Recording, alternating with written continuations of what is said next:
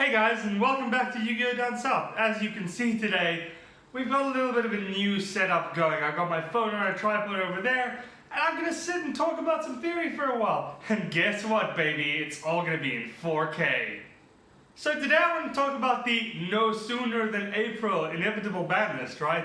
And here's my thoughts about it. Well, first off, we've got to look at the facts. Number one, YCS Memphis is due to take place at the end of this month, which means likely we're going to need to have a ban list. If we're going to have a ban list, probably about a week to 2 weeks before. So likely it's going to hit sometime in the week that this video goes up, most likely. And I do want to say that I feel like the meta's pretty healthy at the moment. Like, everybody's like, oh no, ban list predictions because we have such a healthy meta. And you know what? I agree with that. We have a pretty healthy meta at the moment. But with the sort of resurgence of True Draco and Pendulum Magician being what Pendulum Magician is, I feel like we're starting to slowly shift in what could be considered to be a 2-deck format. And at that point, things start to get a little bit stale, people know what to expect, and that's why people start wanting change. And you gotta think, with Konami as a business, that a ban list is probably gonna help the sales of the new structure decks that are out on the 20th of April.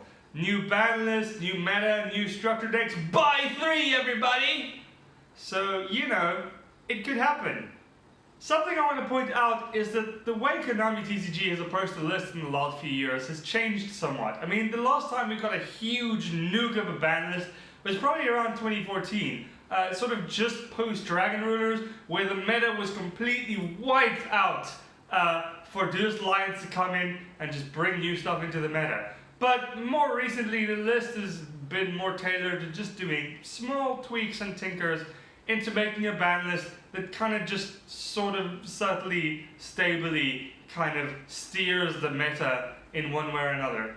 Importantly, one of the interesting things is that Konami's actually been sort of loosening the restrictions on the Forbidden Unlimited list lately. Like, more and more cards are coming off the list, errated or not, because Konami's like, what's this doing in today's day and age? So they bump it from 0 to 1 to 2, and then eventually in about a year it's at 3. I mean, look at Goyo Guardian, right? I mean, yes, it had an errata now, but I think it was a 2 or 3 by the time we got that OCG errata in the TCG. So that's something that's interesting to take into account.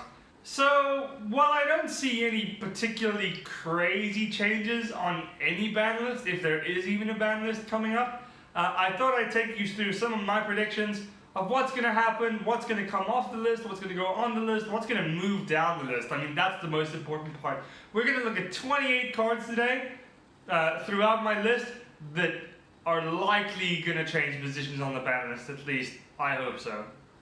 So, starting off with forbidden cards, the first thing we should look at maybe curbing a little bit is Lyrilisk Independent Nightingale. Now, this is a key FTK piece, and I completely understand people are like, ban Instant Fusion, no, ban Starving Venom. No, just ban the piece that is making it so damn degenerate in the first place. I mean, first they banned Tyrant Neptune because they're like, well, we can't have this new card that just came out, Enable and FTK, so just ban Lyrilisk Independent Nightingale and it'll just make life so much easier. And the next and only other card on my forbidden list is Astrograph Sorcerer. Now, I know you Pendulum Magician players are probably like, no, why would you do that? Astrograph is amazing. Yes, that's the point. Astrograph is damn near broken with the amount of loops that it can enable, so I'm happily going to see it go to 0 on the next list, at least hopefully.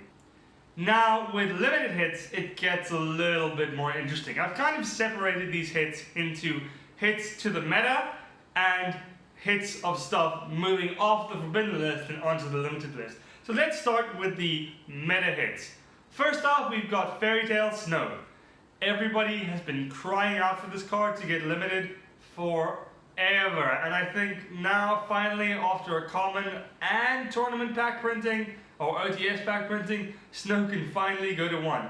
I love Snow. I used to play Lightsworns like a crazy person, and I think Snow is an amazing card, but the lack of a once per turn clause can lead to it getting a little broken, and you'll see with some choices that I made sort of later on in my list why I think Snow specifically needs to go to 1 with regards to 60 card decks. The next hit you guys might have already guessed. It's Masterpiece the True Draker Slaying King to 1. Now, I love True Draker as a deck, but I do feel like Masterpiece has become a lot more oppressive in recent times with regards to how he sort of ends up controlling the game. So I feel like hitting it to 1 is not going to completely outright kill any True Draker strategy, because hint hint, Konami needs to sell Megatins later this year. But it does make way for a couple more new strategies like the Sky Strikers we're going to see later this year in TCG. And you know what? Sky Strikers struggle currently against a lot of things in our TCG meta. Everybody's like, oh, Sky Strikers will be rogue, oh, this, that. No, the deck's really good, but you kind of failed to see the fact that, like, Trickstars is an auto loss. True Draco's pretty much almost an auto loss. So I feel like Masterpiece going to 1 will just make things a little bit fresher in the meta so that everything else can develop and go forward. Next on my list is Scapegoat to 1. Now, I know what everybody's saying, and you know what? I love Scapegoat too. Man, I played Trickstars for the past 2 regionals. I love Scapegoat. I think Scapegoat is ridiculous, but that's the point. A card that just makes basically a link for free, not really the point of the link mechanic, right? So I feel like Scapegoat going to 1 can just curb the sort of ceiling of a lot of these decks that need to go into big extra deck link monsters to make their big plays, including Trickstar. This is sort of the one main hit that I actually do to Trickstar, because I feel like Reincarnation is broken, but like, I feel like Reincarnation is such a huge part of the Trickstar strategy that just limiting Scapegoat kind of limits the general power of the deck. Because like I said in my previous deck profile, sometimes I feel like Trickstars struggle with the win conditions. So having Scapegoat to 1 just sort of limits that power somewhat. The next is Invoked Macabre. Now this is here because Invoke need to be hit in some shape or form, and they haven't quite got hit yet.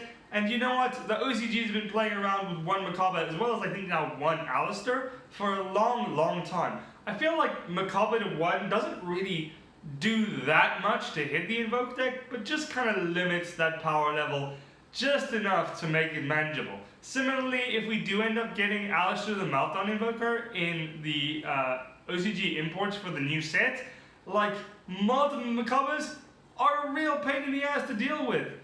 But just the 1, and getting rid of just the 1, means that the deck needs to start relying on other types of win conditions. So I feel like limiting it just kind of limits that power somewhat.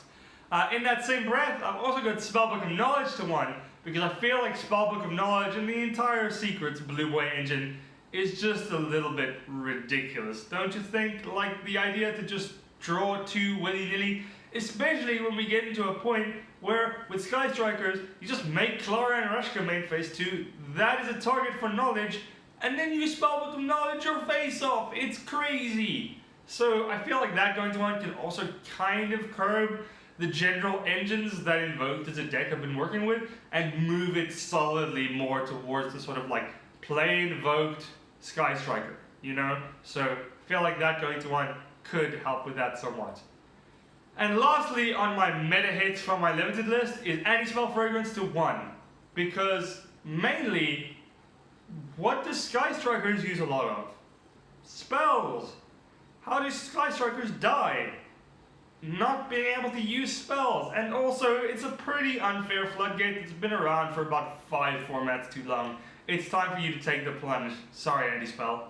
And now onto my less significant moving from forbidden to limited portion of my sort of wish list that we've got here. I've got a bunch of cards moving down the list. First and foremost, El Shaddoll Construct. And I know you Shaddoll players are losing your minds because we won Construct back. And that's cool. I'm giving her to you, at least in my version of the ban list anyway. This sort of just helps with sort of bringing Shaddoll into a little bit more of a spotlight. And also, you'll see with like the last ban list and with regards to the Link's Rain packs imports, like stuff started to move down the list just to sell things like Clifford Genius. So sure, if standard Shaddoll Construct the Link comes out, maybe El Shaddoll Construct should follow along. And then a couple other things are going to move down the list too. just to help out with that. Sure, it's Strategist of Necros because you know what? Unicorns at 1, I feel like moving Shuret to 1, even though it's not going to help Konami sell any product because the Secret Force is old as dirt at this point, could be healthy. I've heard a lot of people calling for something like Shuret to come back to 1, so why not give it to them? I've personally been calling Shuret to come back to 1 for about a year now, and it hasn't happened, so I can dream, I guess. Then we've got some other stuff. Evil Swarm Exile Knight. It was reprinted almost a year ago in Battles of Legend. Bring it back! It's not going to do that much in the metagame. We're actually, with Lynx, moving away from these kinds of Xyz-centric, sort of multiple level 4 strategies, and a lot of newer archetypes are no longer sort of mono-level archetypes. So I feel like Evil Swarm Exile Knight is actually kind of tough to get out nowadays, so it can go to 1 pretty happily and everything should be fine. Then we've got a couple of stinkers from the Forbidden List that just I feel like need to come back to 1 because it's part of the slow build on. First one, Tribe Infecting Virus. Come on, Tribe Infecting Virus can go to 1 and it'll be fine. Plus, you know, boost the Mermels. Pot of Avarice, because I feel like the OCG has Pot of Avarice at 3. Why can't we have Pot of Avarice at 1? Again, with the link mechanic these days, it's not really being used at 3 in the OCG, so I don't really see it getting that much use out of the TCG. However, you do have to keep in mind that the TCG just loves it +1. So I can tell you, if Pot of Avarice went to 1, everyone would be playing it. And maybe that's not really a deck building choice that Konami wants to deal with. And then lastly, on my limited list, I have Heavy Storm. Yes, that's right, Heavy Storm. I don't really like Harpy's Feather Duster as much, but Heavy Storm, I feel, can definitely go back to at least 1. Again, we're not really running around in too much of a sort of back row heavy format, so I feel like Heavy Storm just kind of balances things. I can't see any particular loops going on at the moment with Heavy Storm, and if it went to 1, I'm sure the world wouldn't end. And you know what, Konami? You can take it back if need be. Now, onto my semi-limited list. Again, most of these are actually just things moving down the list, but there is one meta hit I want to talk about, and that's, you probably guessed it already, Ash Blossom and Joyous Spring. We just got a reprint. Sure, the tins are coming out later in the year, but what we saw with Ghost Ogre and Snow Rabbit was that once Ghost Ogre and Snow Rabbit got a reprint in the March set of that year, we just got her as a promo in the tins. So it's quite likely actually that Konami won't put Ash Blossom in the tins, and therefore, there's no real problem to be had with diminishing sales in the tins because you've already sold your crap load of Kaiba Collection. And that being said, we have just got word that the Kaiba Collection is going to get reprinted for like a mass June printing. So like they're already printing a bunch more Ash Blossoms, so it might not get hit, but I can see the TCG sort of taking this tack of being very anti-hand trap. And I feel like that's what's going to happen moving forward. Then, moving down on the semi-limited list, we just have a bunch of hits. Again, most of these just have to do with sort of slowly tampering down the power level of certain cards or reintroducing them to the meta.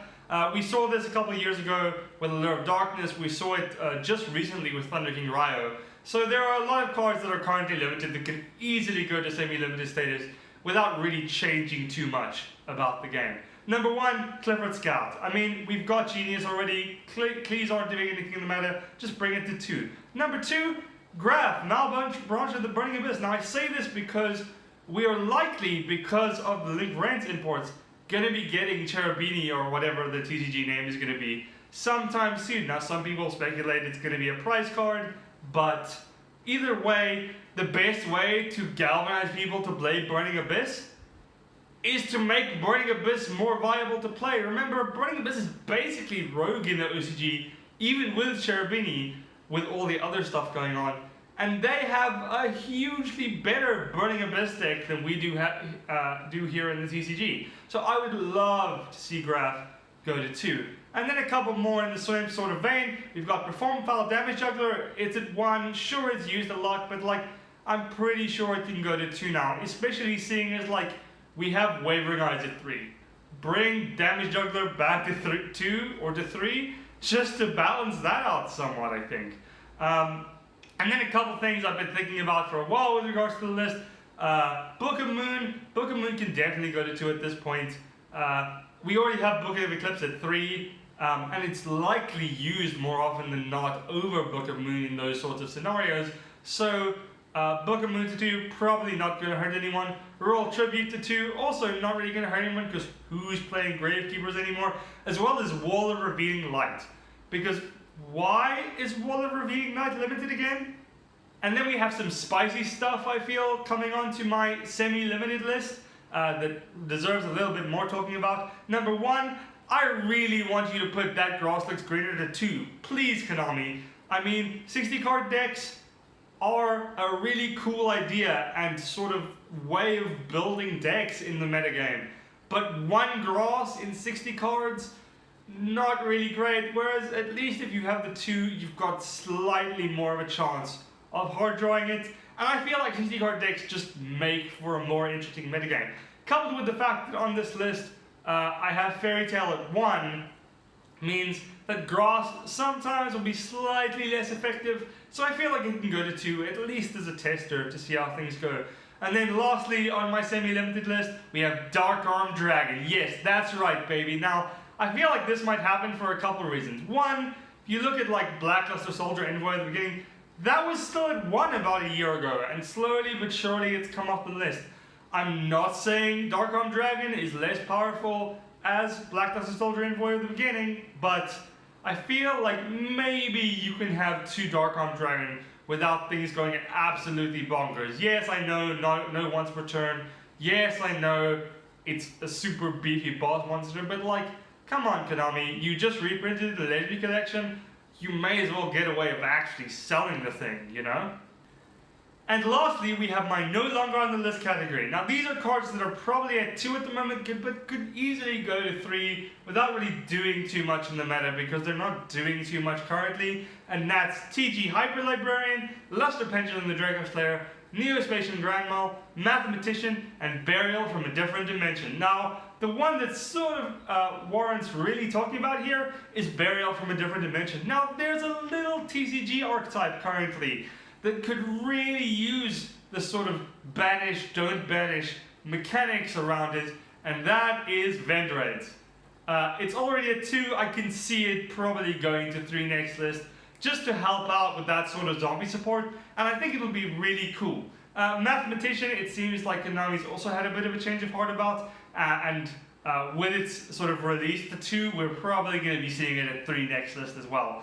Now, like I said, I don't know if or when this list is coming, but when it does come, these are probably some of the changes we might want to see on the list. The one thing I left off the list that most of you are probably going to hashtag comment about and like spam and dislike this video for is I didn't elect to bring back Elemental Hero Stratos. And the reason for that is because I still kind of feel like Stratos is a bit busted in today's metagame.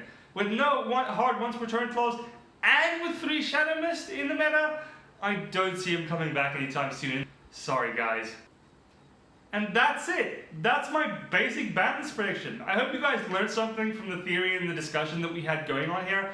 And I really wonder what you think about my predictions. Comment down below what kind of things you want to see on the Banlist. When do you think the Banlist is coming? Are we ever going to see a Banlist?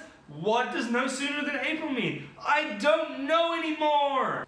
So that's it, guys. That's my video for today, and I hope that I can get it out and edited before the Banlist drops and get it onto the channel. Let me know what you thought about the video. Comment down below the kinds of things you want me to do. Please subscribe to the channel, and I'll see you guys soon.